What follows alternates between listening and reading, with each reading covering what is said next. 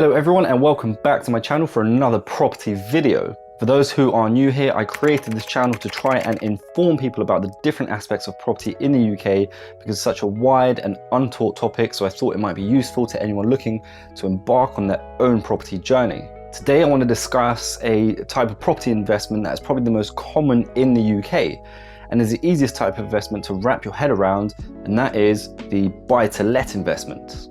So put your seatbelts on, get comfortable, get some hobnobs, and get ready to smash that like button. Just before we continue, I feel like I need to say that this isn't investment or financial advice, so always seek some professional advice if you are going to invest your hard-earned money. Buy-to-let, or BTL. What does it mean? This is a type of investment whereby you buy a property specifically to rent it out.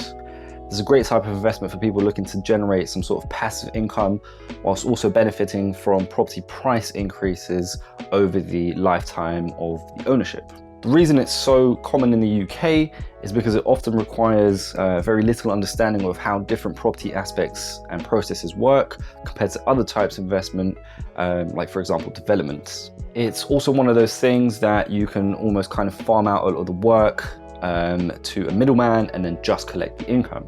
Saying that, there are still some general criteria that need to be met before you can even think about buying a buy-to-let property. These criteria aren't all set in stone, and there are some exceptions which I will explain very briefly. Firstly, most buy-to-lets are financed with a mortgage because not that many people have a spare few £100,000 just laying around in cash just like that. This type of mortgage is called a buy-to-let mortgage, and most banks won't give you one until you've owned your residential home for at least 6 months, be that with a mortgage or without a mortgage. If you've never owned a property in your life and want to invest in a buy-to-let property, some banks will do a first-time buy-to-let mortgage, but you will need to speak to kind of a specialist mortgage broker that deals with these kind of things because there are other criteria that need to be met for that.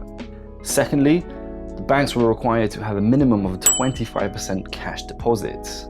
Depending on where you are in the country, this figure can be very high, so saving that amount of money will probably take a long time.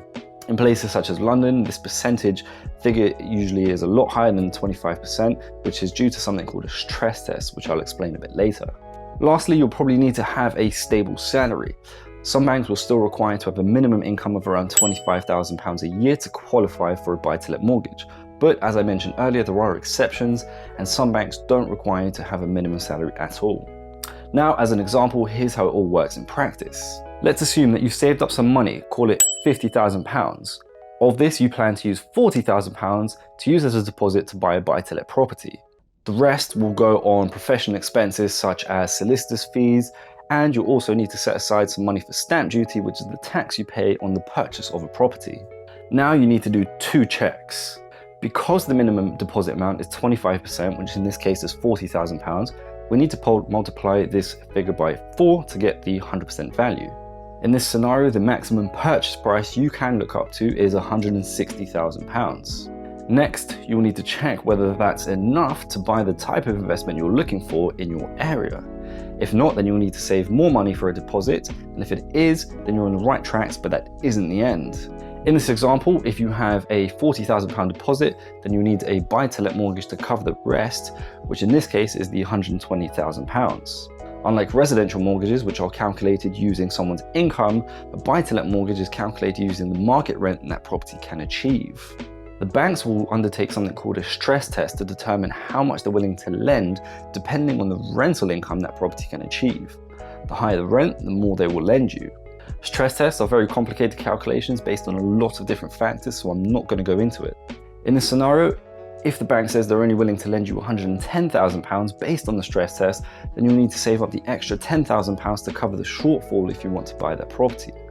This is why it's a minimum of 25% deposit, and in my experience, it's realistically more closer to around 30 to 35% you need.